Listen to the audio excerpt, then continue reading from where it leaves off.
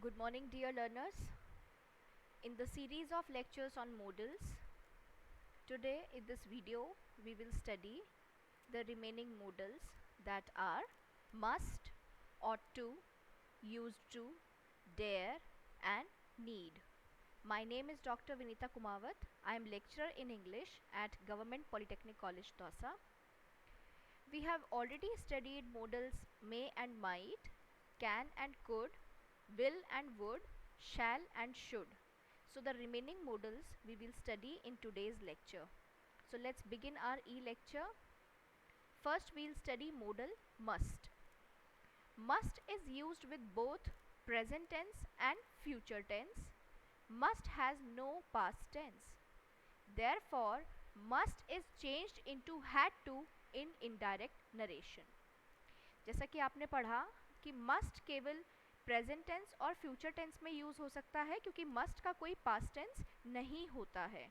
इसीलिए जब हम रिपोर्टेड स्पीच में डायरेक्ट से इनडायरेक्ट में चेंज करते हैं तो मस्ट को हैड टू में चेंज किया जाता है. मस्ट को जो यूज़ किया जाता है वो है कमांड, कंपल्शन और ऑर्डर डिनोट करने के लिए. किसी भी कार्य को करने के लिए किसी को निर्देश देना, किसी पर दबाव बनाना या आदेश करना, इस इंटेंशन से मस्ट का यूज़ किया जाता है. Look at the examples. Soldiers must ओबे orders without any question. So it is a kind of order for the soldiers, a command for the soldiers. You must reach examination hall before 30 minutes. So it can be both a compulsion or a command. ये compulsory भी हो सकता है और command भी हो सकता है because usually examination centers का एक time fix होता है, उसके बाद वो doors बंद कर देते हैं. So it is both compulsory and command for the students to reach examination hall before 30 minutes. Must is used to express moral duty or moral obligation. For example, you must help the needy. So it is a moral duty. One must obey traffic rules. It is a moral duty plus moral obligation. Must is also used to express circumstantial compulsion or necessity. परिस्थिति जन्य यदि कोई compulsion है, ज़रूरत है या आवश्यकता है या परिस्थिति का दबाव है, इस सेंस में भी मस्ट का यूज़ किया जाता है. For example, I must work hard to avoid any back papers. Back papers से बचने के लिए मुझे मेहनत करने की ज़रूरत है, परिस्थितियों की आवश्यकता है. We must plant trees to save earth. It is again a circumstantial necessity. ये एक ज़रूरत है कि पृथ्वी को बचाने के लिए हम सभी को प्लांट्स लगाने चाहिए, ट्रीज लगाने चाहिए. Must not or mustn't in the contracted form is used to denote prohibition and emphatic advice. निषेध एवं दबाव मुक्त सलाह के लिए भी must not का यूज़ किया जाता है. must not, not means मना करना, निषेध किसी कार्य को करने के लिए मना करना. Look at the examples. Students must not resort to copying. मतलब स्टूडेंट्स का कॉपी करना निषेध है. You must not drink and drive. ये निषेध भी है और एक ये एम्फेटिक एडवाइस है, एक बहुत स्ट्रॉन्ग एडवाइस है कि हमें ऐसा नहीं करना चाहिए, हमें ड्रिंक करके ड्राइव नहीं करना चाहिए. So these were the various uses of modal must. Now let's move to modal ought to. ought to can be used with present tense, past tense and future tense. ought to को हम तीनों tense में use कर सकते हैं. ought to expresses advice, moral obligation and duty. ought to का use advice देने के लिए, moral obligation बताने के लिए और duty के लिए यूज़ किया जाता है. For example, you ought to help your neighbors.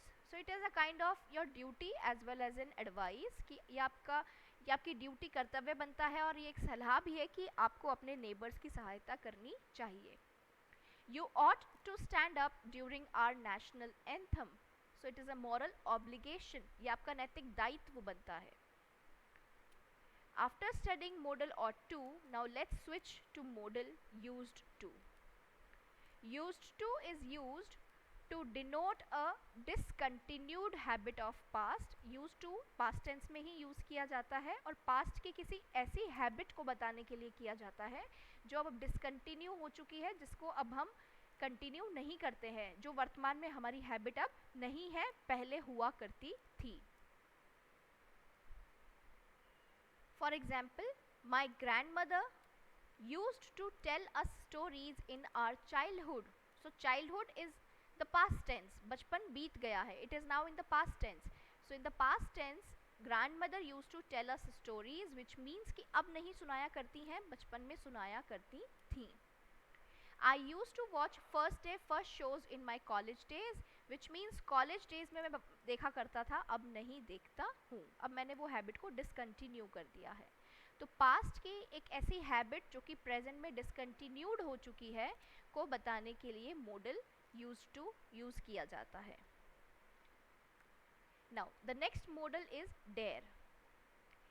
Dare एक प्रिंसिपल वर्ब भी है और मॉडल वर्ब भी है, इसलिए डेयर को मार्जिनल मॉडल या सेमी मॉडल कहा जाता है. The auxiliary dare means the modal dare, which means to be brave enough to, किसी कार्य को करने के जितना बहादुर होना या कार्य करने जितना साहस रखना. as distinct from the ordinary verb dare, which means to challenge. modal dare का मतलब होता है साहस करना, और प्रिंसिपल वर्ब की तरह जब dare को यूज करते हैं तो उसका मतलब होता है किसी को चैलेंज करना, किसी को चुनौती देना.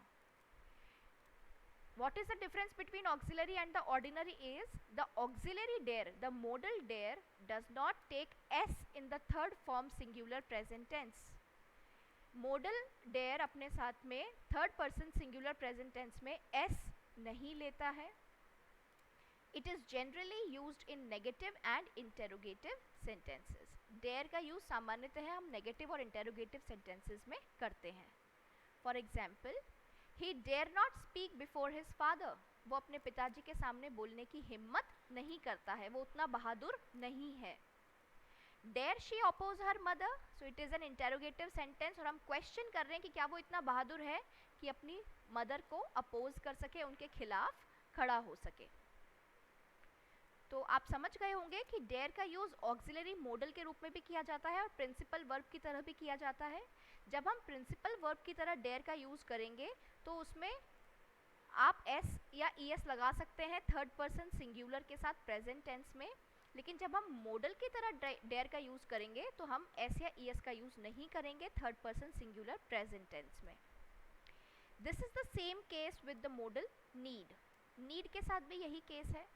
The auxiliary need denotes necessity और obligation.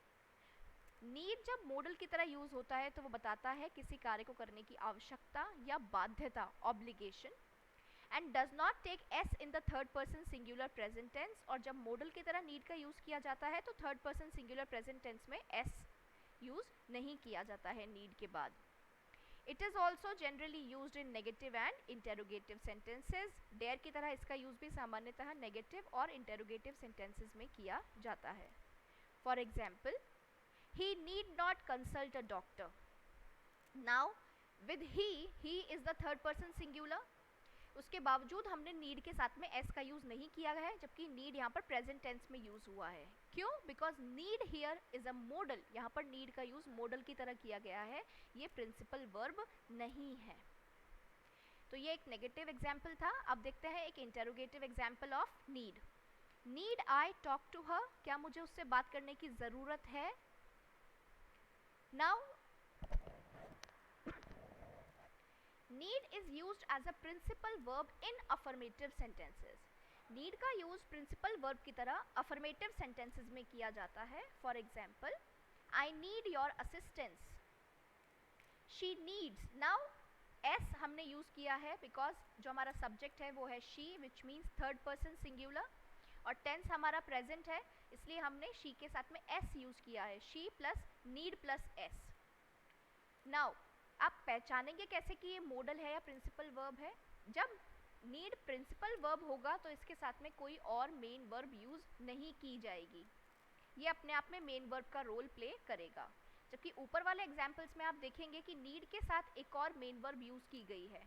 नीड प्लस कंसल्ट, सो यहाँ पर नीड एक मॉडल है, नीड प्लस टॉक, यहाँ पर नीड एक मॉडल है, लेकिन आई नीड योर असिस्टेंस यहाँ कोई प्रिंसिपल वर्ब नहीं है नीड के सिवाय। तो जब नीड का यूज़ प्रिंसिपल वर्ब की तरह अफर्मेटिव सेंटेंसेस में किया जाएगा तो एस या ई एस का use third person singular present tense में किया जाएगा। You need to practice modals in order to understand them better. If you have any queries, please feel free to write in the comment section. Thank you very much.